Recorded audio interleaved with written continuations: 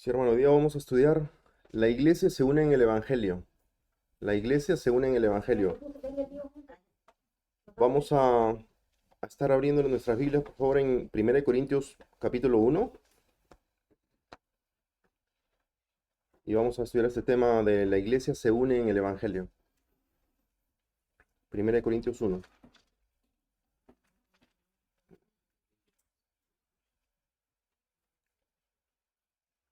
El apóstol Pablo escribió la epístola de 1 Corintios con el fin de arreglar varios problemas por los que la iglesia estaba pasando, ¿sí? Por eso es que se ven tantas correcciones. No sé si han leído el libro, pero una de esas correcciones, uno de esos problemas que tenía en la iglesia de Corintios era, y quizás el más urgente, ¿no? Ya que es el primero que se menciona, era la división que tenía la congregación. La división que tenía la congregación de 1 Corintios, hermanos.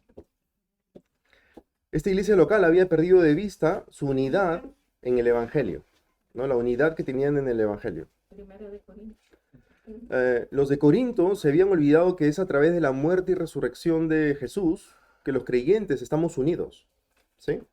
En un solo cuerpo y así vivir en unidad, en armonía, y todo esto como expresión del gran poder del Evangelio.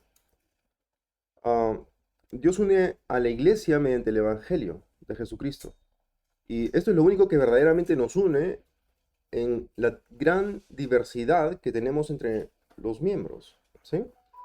Diversidad de color de piel, diversidad de clases sociales y niveles económicos, diversidad de niveles de educación y grados académicos, en los tipos de personalidad que tenemos, en las diferencias de edad, nacionalidad, culturas, idiomas. Pero estas diferencias son ahora solamente detalles insignificantes. Son los vestigios de lo que antes nos separaba, los unos de los otros, cuando no habíamos sido unidos por el Evangelio de Dios, ¿sí? Ya que hemos sido acercados por Dios por la sangre de Jesucristo, ahora nosotros debemos unirnos a una iglesia local para vivir humilde y amablemente unos con otros. Ser parte de una iglesia local no es un derecho, sino es una obligación, no dejando de congregarnos como algunos tienen por costumbre, es lo que dice Hebreos 10:25, ¿no? De otra manera, ¿cómo nos sería posible obedecer a todos los mandamientos de los unos a los otros? ¿Sí? Sería imposible, ¿no? Así que no nos estamos reuniendo. Algunos de esos mandamientos son: estén en paz los unos con los otros, ámense los unos a los otros, ténganse amor, tengan un mismo sentir, no se juzguen, acéptense, amonéstense, sírvanse, lleven las cargas, sométanse, sopórtense, perdónense, aliéntense, exhórtense, sean hospitalarios, etcétera, etcétera, etcétera, los unos a los otros, ¿no? No sería imposible si es que no estamos unidos en un cuerpo presente, físico. No sería imposible obedecer todas esas ordenanzas, ¿sí? Entonces la unidad de la iglesia es de suma importancia y debe ser un compromiso personal y congregacional. Es una gran necesidad y es imperativo, no es un lujo, es imperativo, debemos hacerlo. Y cuando nuestra iglesia camina en unidad, es decir, en un mismo sentir, en un mismo parecer, estamos gozando de un regalo de Dios, de la respuesta a la oración intercesora de Jesús en el jardín de Getsemaní, cuando Jesús oró que fuésemos perfeccionados en unidad, para que el mundo supiera que Dios envió a Jesús y que Dios nos amó de la misma manera como amó a Jesús. ¿Sí? Esa es su manera de introducción. Empecemos con el texto que es 1 Corintios 1, del 10 al 16. Si alguien por favor podría leerlo. 1 Corintios 1, del 10 al 16. No, pues, hermano, por el nombre de nuestro Cristo, esto una misma cosa, que no hay entre vosotros divisiones, sino que estéis perfectamente unidos en una misma mente y en un mismo parecer. Porque he sido informado acerca de vosotros, hermanos míos, porque después que hay entre vosotros también. Quiero decir que cada uno de vosotros dice: yo soy de Pablo, yo de Apolo, yo de Cefas, yo de Cristo. ¿Acaso está dividido Cristo? Fue crucificado Pablo con vosotros. Fuiste bautizado por el nombre de Pablo. Doy gracias a Dios de que a ninguno de vosotros fue bautizado, sino a Cristo y a Gallo, para que ninguno diga que fuiste bautizado en mi nombre. También bauticé a la familia de Estefanas, de las demás, no que se haya bautizado en mí. Así es, gracias. ¿Qué significa en esta sección que los hermanos deben de estar unidos en un mismo sentir y un mismo parecer? Se refiere a que los bautistas deben de alinear sus declaraciones doctrinales con los presbiterianos, pentecostales, episcopales, luteranos, no denominacionales y cualquier otro grupo que se autodenomina cristiano. Eso es lo que significa la unión o que estemos unidos en un mismo sentir y parecer. ¿Significa eso? No, solo Cristo. No presente. Ujú, así es. Acompáñame a Efesios 2, por favor. Efesios 2.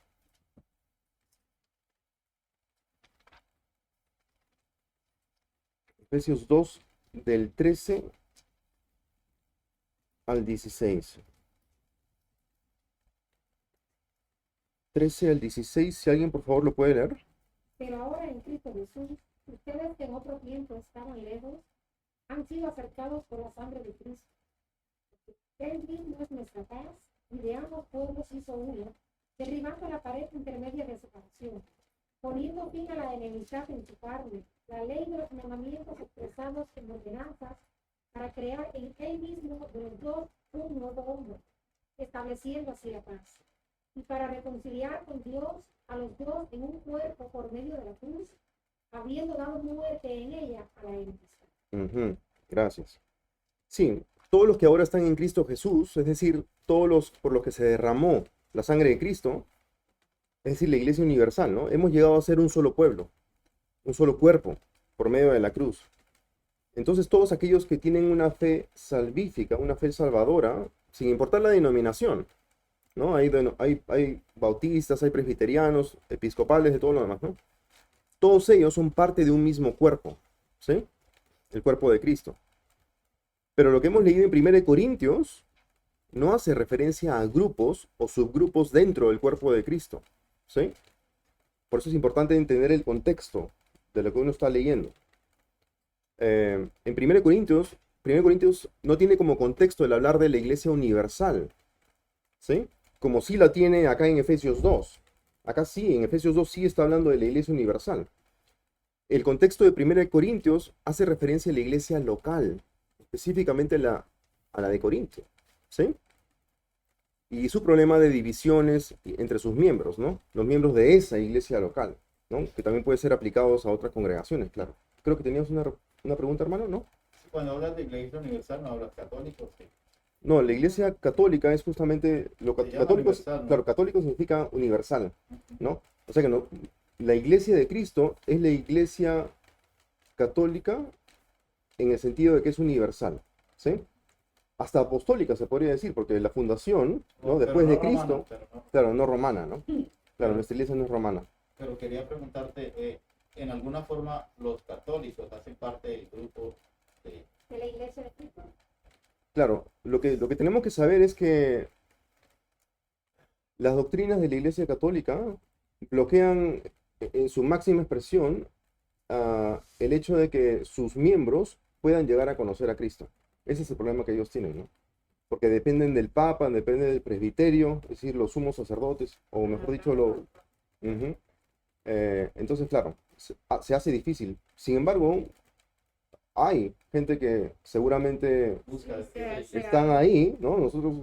Yo conozco, creo que conozco a una persona que medio que todavía va, pero está súper confundida en sus doctrinas, ¿no? Ujú. Y es más, cuando yo hablo con mi tía, que es una católica catecúmena, cuando tú lo escuchas hablar, habla de solamente de salvados por la fe y tú sabes, ¿no? Que las obras son una consecuencia de la fe, no es lo que te salva. Y uno dice, wow, tía, tú eres cristiana. Y dice, no, yo soy católica catecúmena, porque de todas maneras se somete al Papa, ¿no? Entonces ahí habría que ver los detalles de qué significa el papado para ti. Si me dice, es mi intermediador, ya sabemos que no está en la fe, Es ¿no? como el presidente de una congregación. Es decir, que todas las ramificaciones llegan a él como a rendir cuentas, pero no que sea intermediario. Claro, pero es que su título es Vicar de Cristo. O sea, Intermediario. on behalf, el reemplazo, el que está ahí en lugar de Cristo, ¿no? Entonces ahí nomás está mala la cosa, ¿no? Y la congregación católica por lo general sí lo ven, sí. Claro, exacto. Sí. Por religión, sí. Hermano, rapidito, sé que yo hablo demasiado, me demoré. No se preocupe. Yo pienso que como discípulos del Señor, nosotros no tenemos, hijos de Dios, que criticar a ninguno, porque no son las denominaciones. Hay muchos católicos que quizás van a ir al cielo, se van a salvar, y muchos evangélicos no. Porque el Claro. ser humano tiende a criticar. Y Dios conoce el corazón. Sí, Ellos pueden estar ahí mal enseñados, pero Claro. Dios conoce el corazón y Dios llama y va a rescatar, porque Él sí sabe. Nosotros no, nosotros nos confundimos y juzgamos, pero Dios no. Claro. No importa que tú seas católico, no son las denominaciones, ni en la iglesia bautista, ni en la fulana, no. Es el corazón y Dios conoce eso. claro. Es Cristo. Sí, sí. Entonces, nosotros tenemos mucho a juzgar, no, Señor. Es Dios, Él sabe. Y todo aquel que Dios sabe que es corazón y que Él llama con su soberanía se va a salvar. Pero uno enseguida está Claro. y criticar. Sí, claro, el objetivo de la pregunta del hermano no es juzgar y decir, ustedes los católicos, ¿no? Es informarnos, ¿sí? Es decir, ¿qué es lo que realmente salva, ¿no?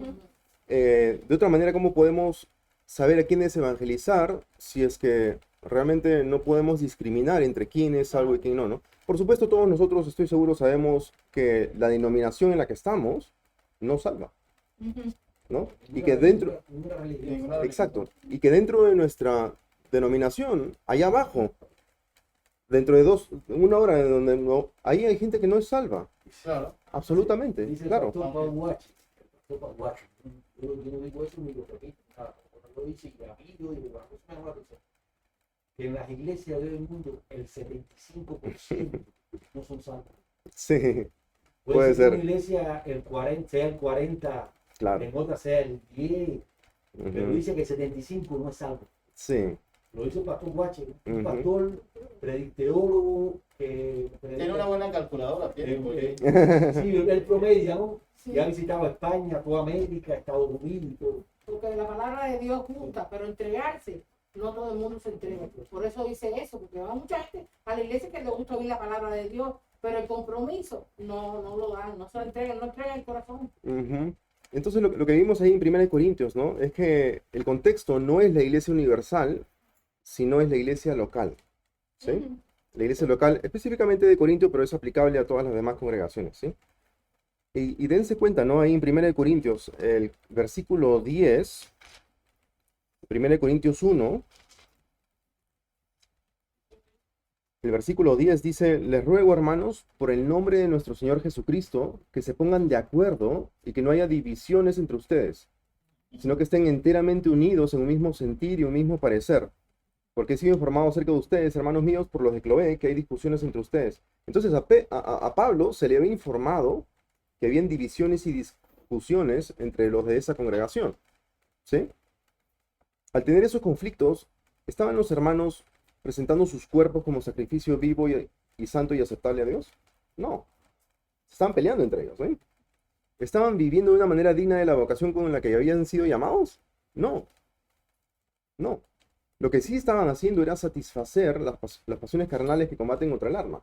Estaban dejándose llevar por las pasiones, por su egoísmo y por muchas otras cosas. El ego, la vanagloria, miles de cosas, ¿sí? Si me acompañan, por favor, a Salmo 133.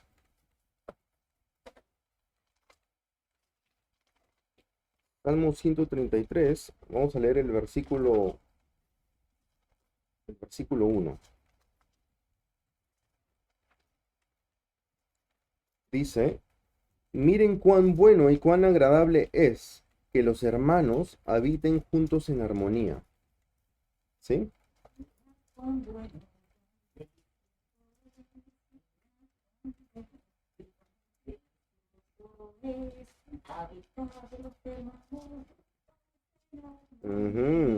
Wow, hay una canción para todo.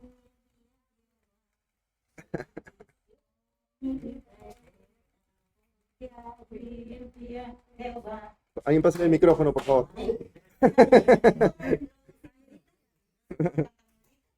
Wow. Sí, es lindo cuando las letras de las canciones realmente citan a la Biblia, ¿no? Y animan a los hermanos, es muy bonito. Pero esta unión que se ve, ¿no? O que se anima a tener en Salmo 133, no era lo que tenía esta congregación de 1 Corintios, ¿no? Y así era la primera congregación, ¿no? Apenas se formó la iglesia. ¿Cómo era la primera congregación? ¿Se acuerdan? Vayamos a Hechos, capítulo 4, por favor. Hechos 4 del 32. Vamos a leer hasta el 35 para ver cómo era la primera iglesia que se formó. ¿No? Una vez que ocurrió el Pentecostés, ¿no? Ya Cristo había regresado al cielo. Hechos 4, 32 al 35, si alguien lo puede leer, por favor. La congregación que creyeron era de un corazón y un alma. Ninguno decía ser suyo lo que poseía, sino que todas las cosas eran de propiedad común. Con gran poder los apóstoles daban testimonio de la resurrección del Señor Jesús, y había abundante gracia sobre todos ellos. No había pues ningún necesitado entre ellos, porque todos los que poseían tierras o casas las vendían, traían el precio de lo vendido y lo depositaban a los pies de los apóstoles, y se distribuía a cada uno según su necesidad. Así es, así era la primera iglesia, ¿sí? Había unión de corazones y unión de cuentas de banco también, ¿sí? Todo voluntario y por amor.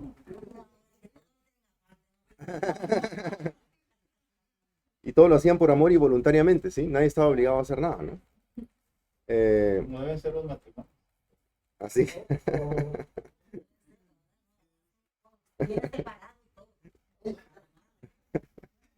Sin embargo, solamente 20 años después de la formación de esta primera iglesia, ¿no? Durante el Pentecostés, en el año 33, o sea, como por el año 53, que fue escrito justamente 1 Corintios, ya la iglesia de 1 Corintios estaba con divisiones y contiendas entre sus miembros, ¿sí?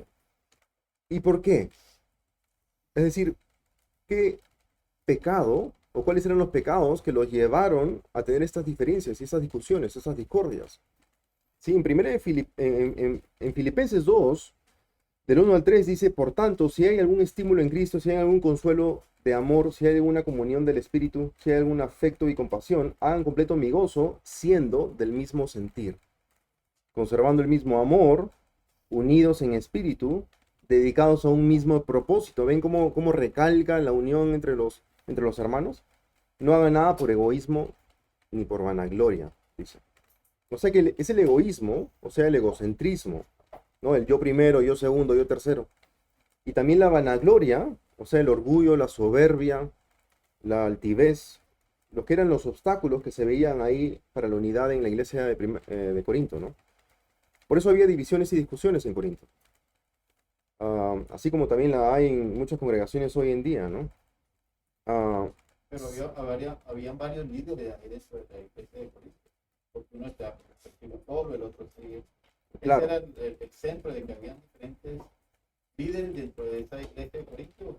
Claro, lo que pasó fue que alguien fundó la iglesia, alguien la estableció, ¿sí? Y luego vinieron profesores, ¿no? Porque Pablo se daba un poco la vuelta, ¿no?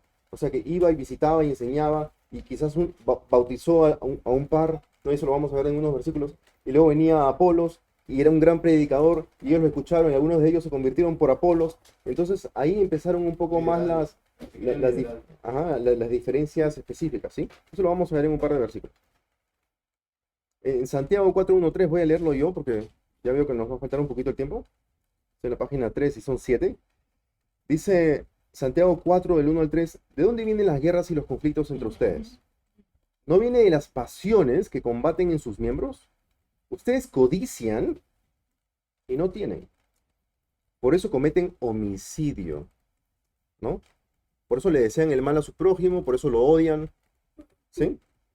Son envidiosos y no pueden obtener, por eso combaten y hacen guerra. No tienen porque no piden, piden y no reciben porque piden con malos propósitos, para gastarlo en sus placeres, ¿sí? Ese es el problema también, ¿no? La razón de los conflictos se encuentra en el corazón, al fin de todo, ¿no? Es el egoísmo y la vanagloria el problema, ¿no? Ahora, como pregunta de aplicación, ¿qué tipo de asuntos o temas han visto ustedes en sus experiencias, ¿no?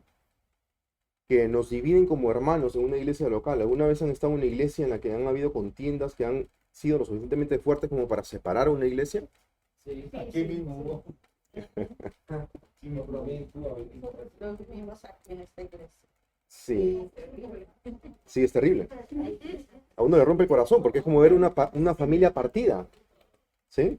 Es terrible. Unos hermanos con los que uno quiere estar, Está. se van con el otro grupo y luego... Siguen al hombre. Exacto, ¿no? Y también en una manera un poco más micro, ¿no? No macro a nivel de la congregación, pero yo recuerdo que también 3 años después de haberme convertido, cuando me enteré y convencí de ciertas doctrinas muy bíblicas, empecé a distanciarme de algunos hermanos que no tenían mi inclinación teológica, ¿no? Y esas buenas doctrinas que debían de haberme unido a todos los hermanos, me empezaron a distanciar de algunos hermanos, ¿sí?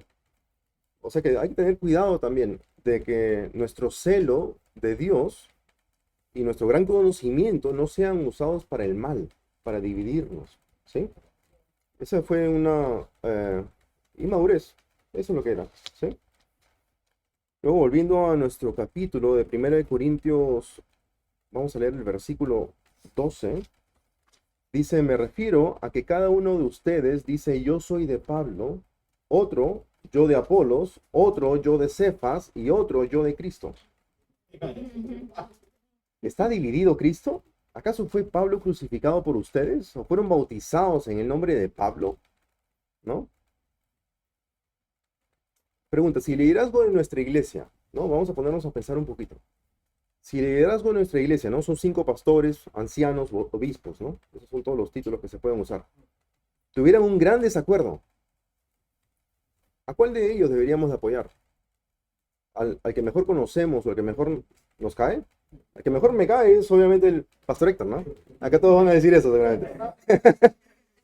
¿No? Pero ¿a quién apoyaríamos? O sea, pónganse a pensar. Es como ver a un padre y una madre pelear. ¿A cuál de los dos apoyan? ¿No? Es muy difícil. Ahí en Hechos 20, 28 al 30 dice, tengan cuidado de sí mismos y de toda la congregación, en medio de la cual el Espíritu Santo les ha hecho obispos, pastores, ancianos, es lo mismo, para pastorear a la iglesia de Dios, la cual Él compró con su propia sangre. ¿Sí? Nunca hay que olvidarnos de eso. Dios compró a la iglesia con su propia sangre. ¿Sí? Sé que después de mi partida, dice Pablo, cuando lo cita Lucas en Hechos 20, vendrán lobos feroces entre ustedes que no perdonarán al rebaño. También de entre ustedes mismos se levantarán, de entre ustedes mismos, dice, por eso que empieza diciendo tengan cuidado de sí mismos. De entre ustedes mismos se levantarán algunos hablando cosas perversas para arrastrar a los discípulos tras ellos, o sea, tras sí mismos, ¿no? Eso es lo que hacen los lobos feroces entre nosotros. Arrastran discípulos, es decir, ovejas, verdaderos cristianos, muchas veces, tras ellos, defraudando y separando la congregación. Entonces nuestro compromiso en muchos casos no debe ser con tal o cual pastor, sino con el príncipe de los pastores, con la cabeza del cuerpo que es la iglesia, ¿no? La cual Él compró con su propia sangre, Jesucristo. Es de tal forma que la mejor manera de demostrar ese compromiso, en ese caso, en ese escenario, sería apoyando no a un pastor, sino a la unidad de la iglesia, a la congregación, ¿no? Para que no haya disensiones, porque esas disensiones inevitablemente van a hacer que alguna gente apoye a uno, otro a otro, y se cause una ruptura de la congregación, ¿sí? ¿Eso quiere decir que nuestros 5 ancianos están de acuerdo en todas sus doctrinas? No, absolutamente no. Ni van a ser perfectos en su cosa, porque son personas que en esta tierra es imposible Exacto. esa perfección, esa Así es. tenemos que, los cristianos tenemos que saber vivir nuestros hermanos, reconocernos nuestro pecado y nuestra maldad. Saber que está al lado de nosotros, nuestro pecado y su maldad. Y si Cristo nos perdona por ese pecado, entonces si Cristo me perdona a mí, ¿cómo yo no voy a perdonar a mi hermano? Claro. Sí. No, y esta unión, ¿no? Doctrinal tampoco está presente en toda su capacidad, inclusive entre las cabezas de nuestra iglesia, ¿no? Que Dios ha puesto sobre nosotros.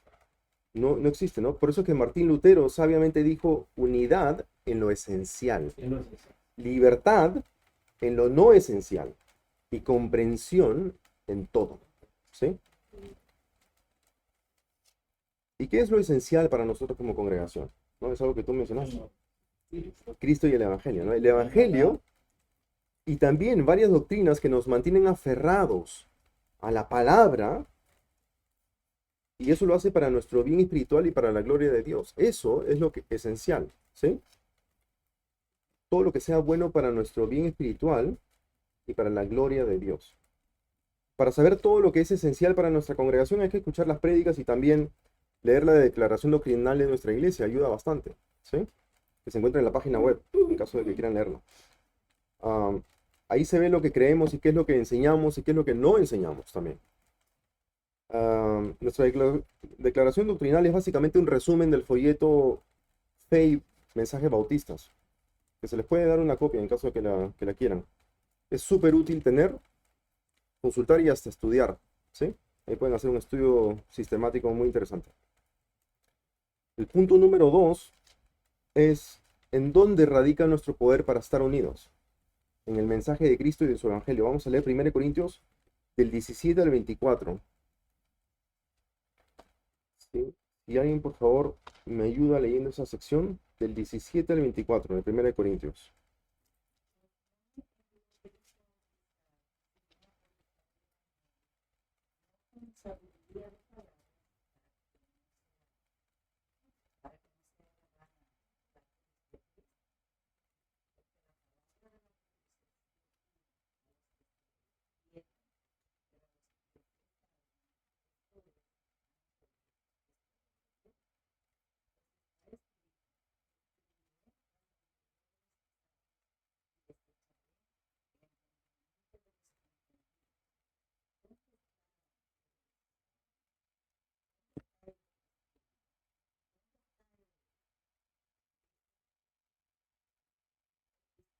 Multiplicador de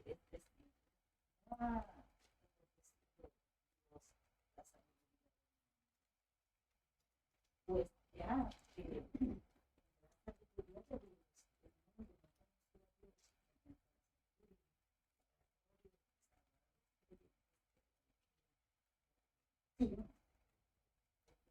Dios quiere enseñar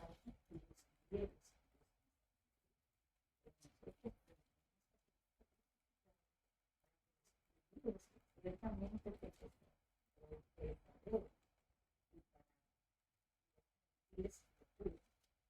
más para los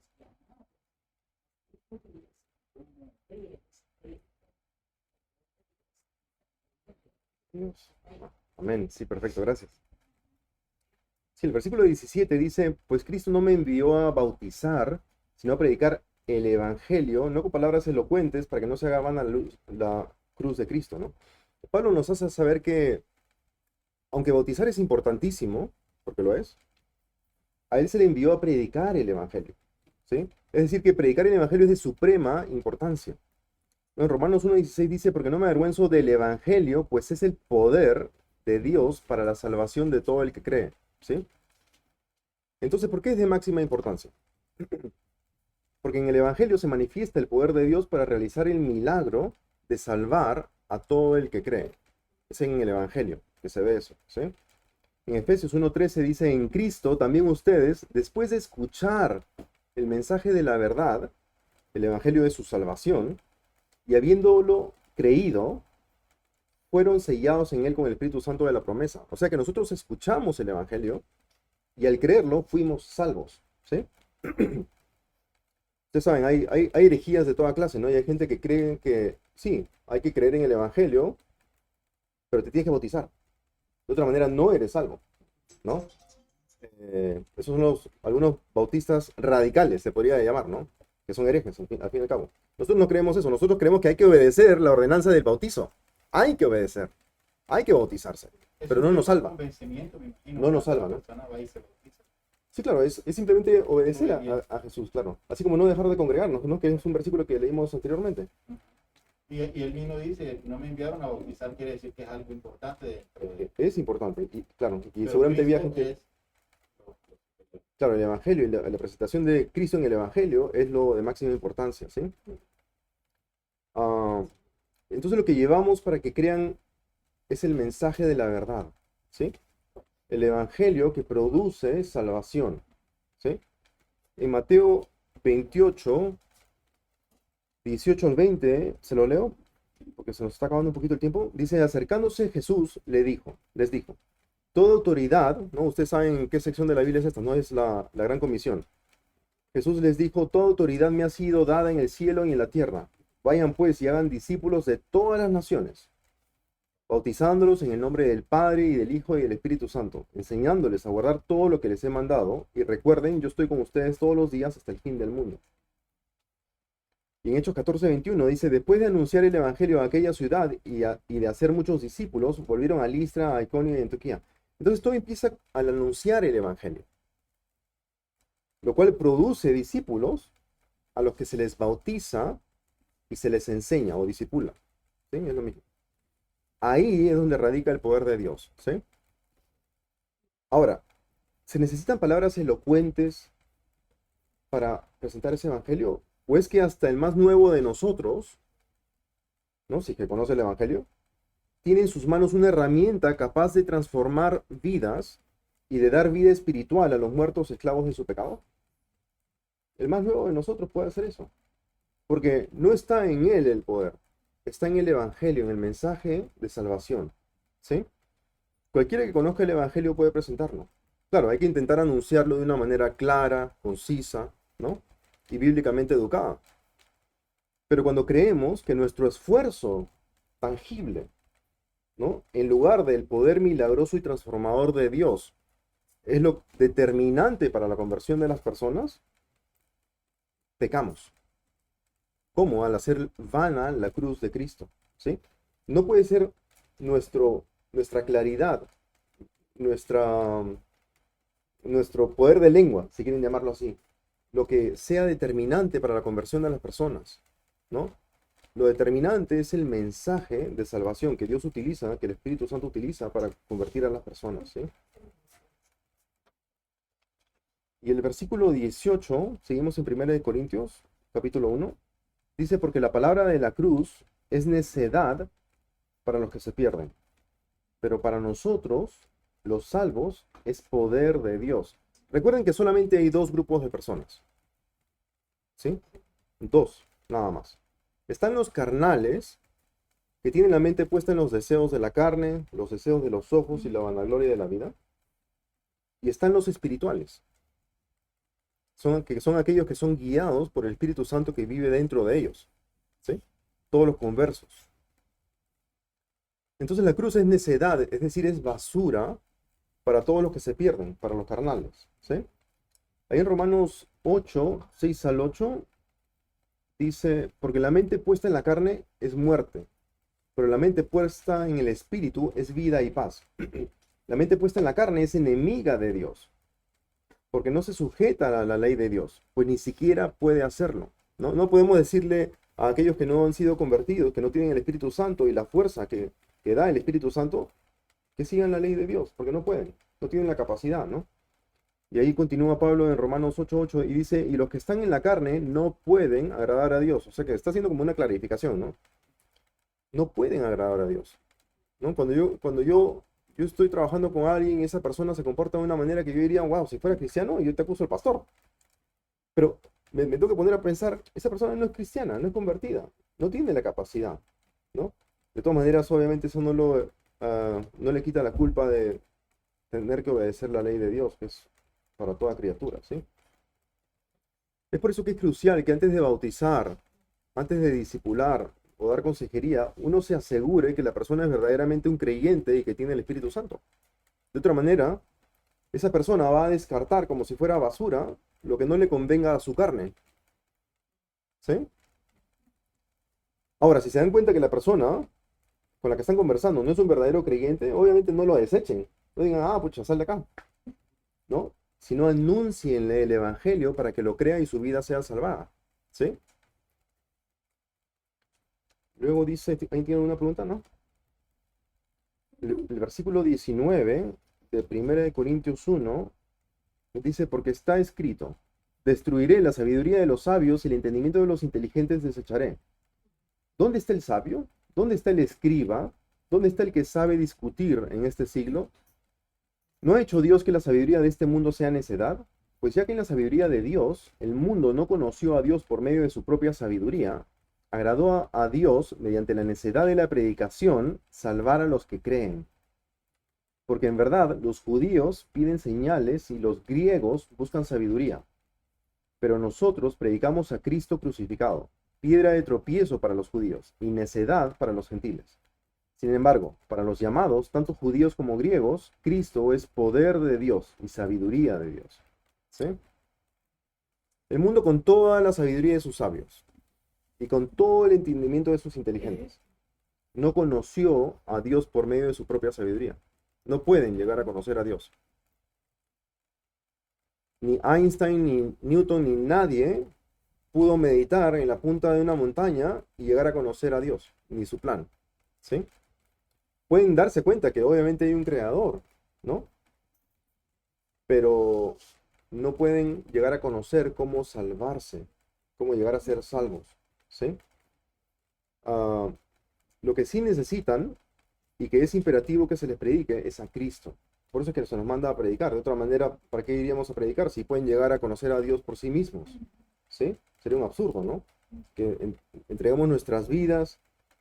Mucha gente, ustedes saben, mueren en el campo misionero. ¿Para qué? Si pueden llegar a ser salvos. Si van a llegar al cielo igual, ¿para qué predicarles? Pero no van a llegar al cielo. Por eso es que nosotros debemos de entregarnos. De alguna manera, ¿no? Quizás económicamente apoyando a esos misioneros o orando por ellos o lo que sea que esté en nuestras manos, para que se les predique y sean salvos. O sea que sí, lo que sí necesitan es que se les predique a Cristo y este crucificado, ¿no? Porque ahí es que se demuestra el infinito poder de Dios y la verdadera sabiduría de Dios, ¿sí? Y como punto número 3, vamos a leer 1 Corintios 1 del 25 al 31. El punto número 3 dice, gloria nuestra, pero sin jactancia. ¿Sí? Gloria nuestra, pero sin jactancia. ¿Sí? ¿Puede leer, por favor, del 25 al 31? Porque la necedad de Dios es más sabia que nosotros. La debilidad de Dios es más fuerte que nosotros. Los consideren hermanos y alimentos. No hubo muchos sabios conforme a la carne, ni muchos poderosos, ni muchos nobles. Sino que Dios ha escogido lo necio del mundo para avergonzar a los sabios. Dios ha escogido lo débil del mundo para avergonzar a lo que es fuerte. También Dios ha escogido lo vil y despreciado del mundo, lo que no es, para anular lo que es, para que nadie se jacte delante de Dios. Pero por obra suya están ustedes en Cristo Jesús, el cual se hizo para nosotros sabiduría de Dios, santificación y redención, para que tal como está escrito, el que se gloríe, el que se gloríe. Pregunta, ¿por qué creen que Dios salva a aquellos que, a los ojos del mundo y de acuerdo a su escala de valores, son indignos, despreciables, son lo bajo, lo que no tiene honra ni nada de qué creerse ni gloriarse? ¿Por qué Dios salvaría a esos cuando el mundo no los tiene por nada? ¿No? Por eso mismo. Pero su misericordia así. Ajá. Enfermos, claro. Y esos enfermos sabían que estaban enfermos, ¿no? No es que solamente Cristo tenía unos rayos X y decía, este está enfermo y este también, entonces lo voy a sanar. No, esos sabían y se reconocían como pecadores, que tenían una deuda infinita ante Dios y que no podían reconciliarse con Dios por ese pecado que los separaba de Dios, ¿sí? En cambio, los otros, los que creían que eran justos, ¿no? Los religiosos de esa época, se creían que estaban bien con Dios. Porque externamente seguían con todos sus rituales pero su corazón estaba podrido, ¿sí? Y eso era lo que no se daban cuenta, ¿no? Tenían un cáncer espiritual y no se daban cuenta de eso, ¿sí? Si me acompañan, por favor, a Jeremías 9.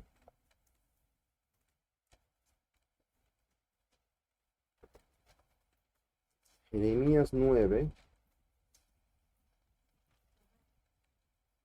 23 y 24. Si alguien lo puede leer, por favor. Así dice el Señor. No se gloríe el sabio de su sabiduría, ni se gloríe el poderoso de su poder, ni el rico se gloríe de su riqueza.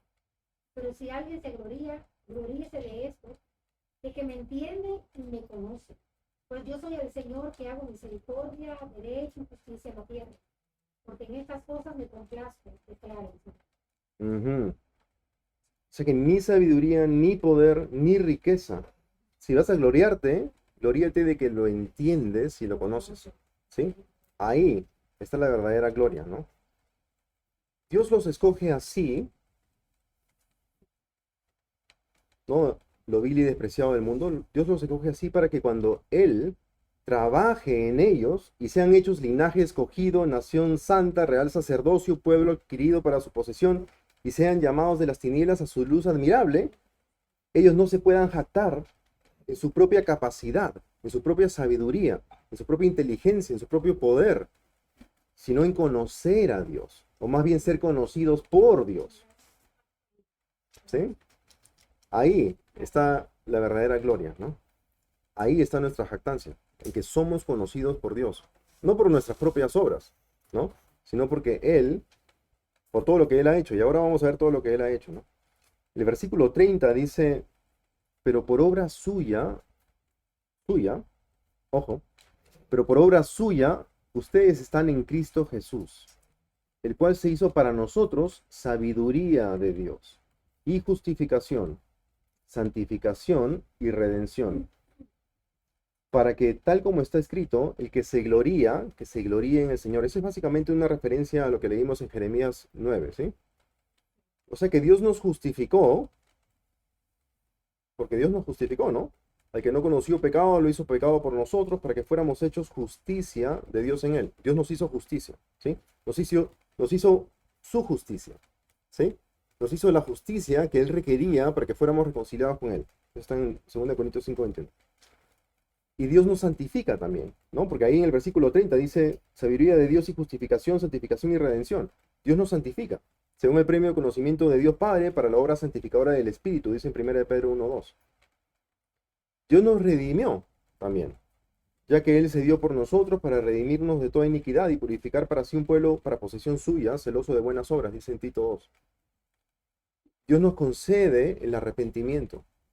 Dios nos concede el arrepentimiento para reconocer nuestro estado verdadero ante los ojos de Dios. Eso está en Hechos 11. Dios nos da la fe para creer y nos salva por su gracia. Eso está en Efesios 2, ¿sí? Y cuando éramos sus enemigos, fuimos reconciliados por Él por la muerte de su Hijo, Romanos 5. O sea que Dios hace su obra, ¿no? Ahí dice en el versículo 30 que leímos, pero por obra suya, ustedes están en Cristo Jesús. Dios nos justificó, Dios nos santificó, Dios nos redime, Dios nos concede el arrepentimiento, Dios nos da la fe, y cuando éramos sus enemigos, Él nos reconcilió, ¿sí? Todo es la obra de Dios. Entonces, ¿por qué salvó a estos vasos de barro y no los vasos de oro del mundo? Para que toda la gloria caiga sobre Él, ¿sí? A Él sea la gloria en la iglesia en Cristo Jesús por todas las generaciones, por los siglos de los siglos. Amén. Efesios 3, ¿sí? ¿Alguien tiene alguna pregunta? Sí, hermano. También es un proceso, pero si dice que hablaba de santificación y redención, es un proceso que atravesamos en la vida cristiana, ¿no? Porque somos justificados una sola vez y para siempre. Tú lo decías, el momento en el que nosotros entregamos nuestra vida a Cristo, en ese momento somos justificados. Todos fallamos, ¿no? Un poco en ese proceso de santificación es en donde vamos aprendiendo, estamos buscando la palabra, estamos compartiendo, y lo que buscamos es esa redención o esa meta, ese propósito final, y es poder estar ante la presencia de Dios. Ujú. Sí. Creo que eso que estás comenzando aquí, para mí, o sea, me da ese propósito que da Dios, digamos, y esos pasos, que es el progreso que vamos teniendo. Sí, sí, el proceso de santificación lo estamos experimentando en este mismo momento, ¿no? En todo momento, desde que fuimos salvos hasta el momento en que nos vayamos a la gloria, ¿sí? Ahí en Romanos 7, justamente Pablo habla acerca de la pelea que él tiene, que existe entre su espíritu y su carne, ¿sí? Dice, porque lo que hago no lo entiendo, porque no practico lo que quiero hacer, sino lo que aborrezco, eso hago. Y eso es lo que nos pasa diariamente, ¿no? Estamos peleando con nuestra carne. Uno como que quiere, pero no quiere hacer el mal, ¿no? Es una cosa loca. Y después de describir toda esa pelea, toda esa batalla que tiene contra su propio ser, ¿no? Por los rezagos del pecado que todavía carga en su cuerpo, dice en Romanos 8:1, por tanto, ahora no hay condenación para los que están en Cristo Jesús. Los que no andan conforme a la carne, sino conforme al Espíritu, ¿no? Y también en Filipenses 1:6, creo que es, que dice, Pablo le dice a los de Filipo, porque estoy convencido precisamente de esto, que el que empezó en ustedes la buena obra, que le empezó en la salvación, ¿sí? En la justificación, el momento que nos justificó, la perfeccionará, la completará hasta el día de nuestro Señor Jesucristo, ¿no? O sea que es una obra que todavía sigue y en este momento estamos experimentando y viviendo, ¿sí? Dios está haciendo en nosotros, ¿sí, hermano? Mismo como tú decías, ¿no, Pablo? Pablo veía esa lucha que él tenía con el pecado, y nosotros los cristianos tenemos esa lucha también contra ese pecado que odiamos, que no queremos que hacerlo, pero es una lucha constante. Sin embargo, si la persona no tiene esa lucha con el pecado, y se siente bien cuando peca, y su deseo es pecar y pecar, esa persona no ha sido ni santificada, ni regenerada, ni justificada. Así es. Pero cuando Cristo nos santifica y justifica a la persona, como dice la palabra de Dios, que cambia el corazón de piedra que tenemos, un corazón de carne. Y lo vamos a obedecerlo, no perfectamente, pero sí sinceramente. No vamos a hacerlo perfecto, no vamos a ser personas santas en tierra, no vamos a ser personas perfectas en ella. Pero sí de corazón, nuestro deseo es obedecer. Como decía Pablo, yo quiero hacer el bien, pero hago el mal. Pero ¿cuál es el deseo de Pablo? Pablo en ninguna parte dice, yo quiero hacer el mal. Yo me deleito en hacer, no, dice, me deleito en la ley de Dios. En la justicia de Dios, en la ley, ¿no entiendes? Pero las personas que se deleitan en el mal, que perseveran en el pecado, nunca Sí, sí, así es. Todos estamos peleando una batalla, peleando. ¿sí? Diariamente. A veces es sangrienta, ¿no? Sí, A veces nos cuesta todo. sí. A veces tenemos que tirar la ventana, la computadora por la ventana, cortarnos la mano, quitarnos un ojo, ¿no? Es bien sangrienta la cosa. Sí. Si alguien tiene alguna pregunta más, ¿no? Antes de cerrar en oración. Hermano Miguel, si por favor nos puede cerrar en oración, hermano. Gracias.